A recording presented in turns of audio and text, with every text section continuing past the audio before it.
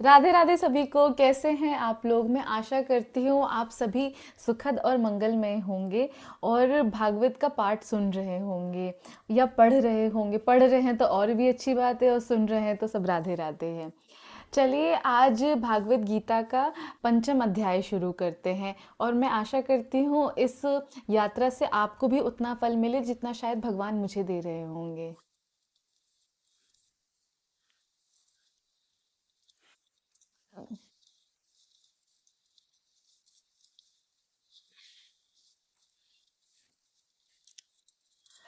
अर्जुन ने श्री कृष्ण भगवान से पूछा, हे श्री कृष्ण भगवान जी, कर्मों का त्याग, संन्यास और कर्म योग निश्चय कर कहो, जिससे मेरा कल्याण हो।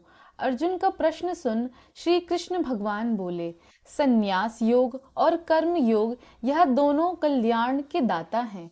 इसमें संन्यास से निर्मित कर्म को त्यागना उचित नहीं।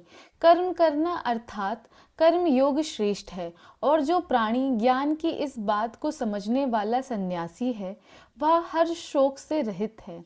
हे महाबलु अर्जुन, ऐसा जो निर्दयत है वह इस लोक में जन्म रूपी बंधनों से छूट जाता है।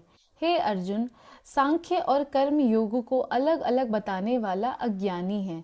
योग अर्थात मेरा ज्ञान, गोष्ठ, कथा वार्ता करना, यह एक ही है। इन दोनों का फल भी एक ही है। मेरे परम स्थान को जो जैसे सांख्य योगी पाता है, कर्म योगी को भी वही परम धाम प्राप्त होता है। जिन्होंने सांख्य योग व कर्म योग को एक ही जाना है, उन्होंने यथार्थ जाना है। हे अर्जुन, संसार के सभी कर्मों को देह और मन से त्यागने का नाम ही संन्यास है। हे महाबहु अर्जुन, ब्रह्मा योग में जुड़े बिना यह संन्यास पाना कठिन है। जब स्मरण साथ जुड़ जाता है तब वह स्वयं ही संसार के सब सुखों की बात भूल जाता है। इसी का नाम संन्यास है।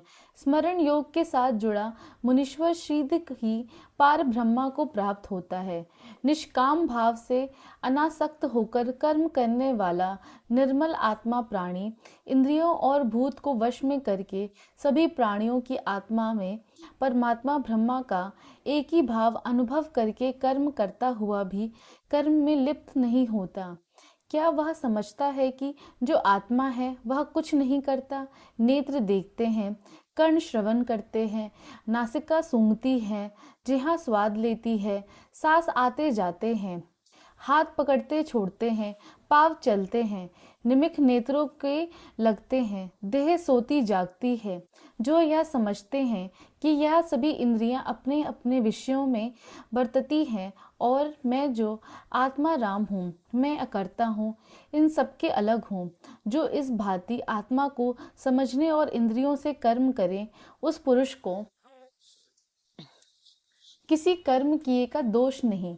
जैसे जल में कमल निर्लेप और न्यारा है, वैसे ही वह पुरुष भी वासना से न्यारा है। हे अर्जुन, जो योगीश्वर पुरुष है सो देह मन और इंद्रियों से सत्य कर्म और जो स्नान आदि है सो करते हैं और फल की इच्छा भी नहीं करते, वे निश्चल शांति पाते हैं। जो किसी कामना से निर्मित ऐसा करते हैं, वे बंधनों को प्राप्त होते हैं। हे अर्जुन, अब यह सुन कि सदा सुखी कौन है? जो प्राणी आत्मा के साथ जुड़ा हुआ है और किसी इंद्रियों का उधम नहीं उठाता, अर्थात जो इंद्रियों के वश में नहीं है, वह सदा सुखी रहता है। अब यह सुन कि मैं कैसा हूँ। मैं संसार से उपजाता हूँ, मेरी माया का यह स्वभाव है।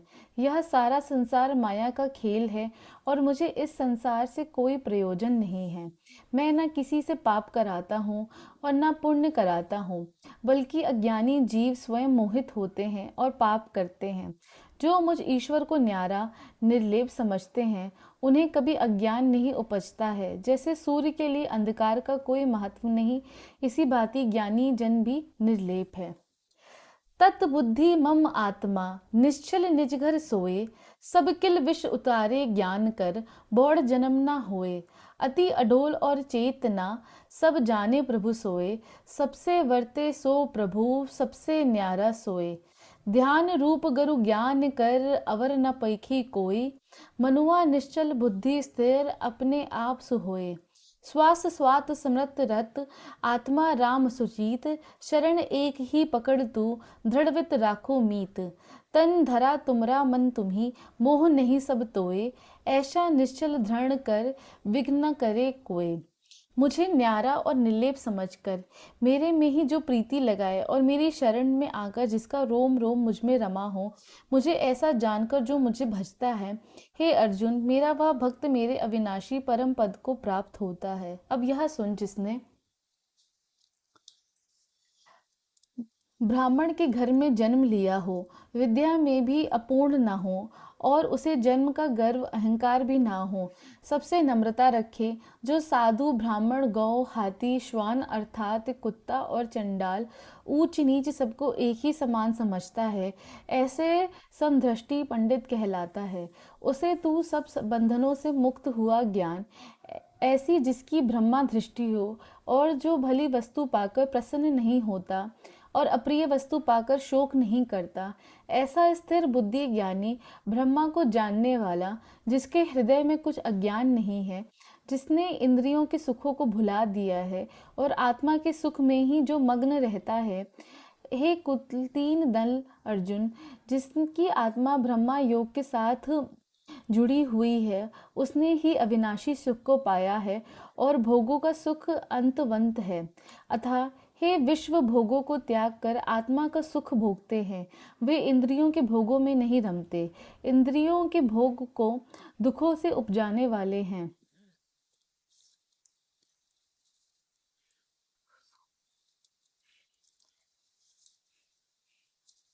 गाय हो, हाथी हो या इंसान हो, नीच हो या उच्च हो या श्रवण हो, देख समदृष्टि को कहलाएगा, ब्रह्मा ज्ञानी वह पुरुष हर्षाएगा। रहता है जो ईश्वर जात में, याद करता है उसे हर बात में, ब्रह्मा के ही रूप में मिल जाएगा और वह निर्वाण पदवी पाएगा। अब जिनका आगे जन्म नहीं, उनकी बात सुन। जैसे बटलोई पतीले के चावल का एक दाना निकाल कर देखते हैं कि एक दाना गल गया होगा तो सभी दाने गल गए होंगे, और एक कच्चा है तो सभी दाने कच्चे होंगे। इसी प्रकार जिस ज्ञानी को काम क्रोध नहीं उपजता, तिसका फिर जन्म नहीं। जन्म में जिसने कर्म क्रोध दोनों शत्रु जीत लिए हैं, तिसने ही योग की युक्ति जानी है, और वही मनुष्य संसार के सुखी है। उसे काम क्रोध क्यों नहीं उपजता, यह सुन। जो योगी आत्मा सुख में सुखी, अंतर आत्मा में आनंद से आनंदित और अंतर ज्योति से ही प्रकाशित है, वह ब्रह्मा रूप होकर ब्रह्मा निर्वाण के प्राप्त होता है। सो आत्मा ब्रह्मा निर्वाण सुख को प्राप्त हुआ है, जिसके पाप मिट गए हैं और दूसरी दृष्टि तिस पुरुष को दूर हुई है, वो ब्रह्मादर्शी हुआ है। उसकी प्रीति सब भूत प्राणियों के कल्याण में है और शीतल स्वभाव है। काम क्रोध उसे नहीं व्यापते, वह ज्योति स्वरूप ब्रह्मा निर्वाण सुख में मग्न हुआ है। अब जो देह अब जो देह सात होते ही मुक्त रूप है, तिनकी बात सुन। जिनकी बाहर की इंद्रियां विषयों में वर्ज रखी हैं और नेत्रों में त्रिकुटी का ध्यान कर, प्राण वायु ऊपर की और समान वायु तले की इकट्ठा पर नासिका विषय लगाई है और जीत लिया है जन्म, जिसने ना ही किसी वस्तु की इच्छा है, जो निडर है तथा क्रोध भी नहीं करता, ऐसा जो मेरा भक्त है, सो जीवन मुक्त कहलाता है। अब मेरी बात सुन। हे अर्जुन, कोई कोट योग पावने में निमित्त योग पाने के लिए यज्ञ करते हैं, कोई कोट लोग तपस्या करते हैं और यज्ञ भी करते हैं, सो उन यज्ञों और तपस्याओं को भोगता भी वो आप है, और सब लोगों का ईश्वर और सब भूत प्राणियों का मित्र, ऐसा जो प्रभु है।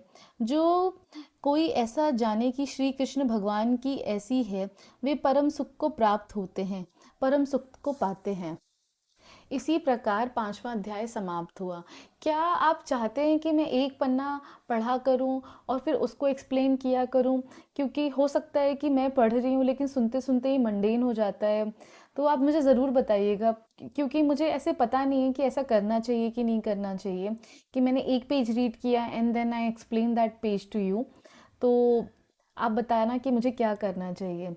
अब मिलते हैं पांचवें अध्याय के महात्म्य के साथ। राधे राधे।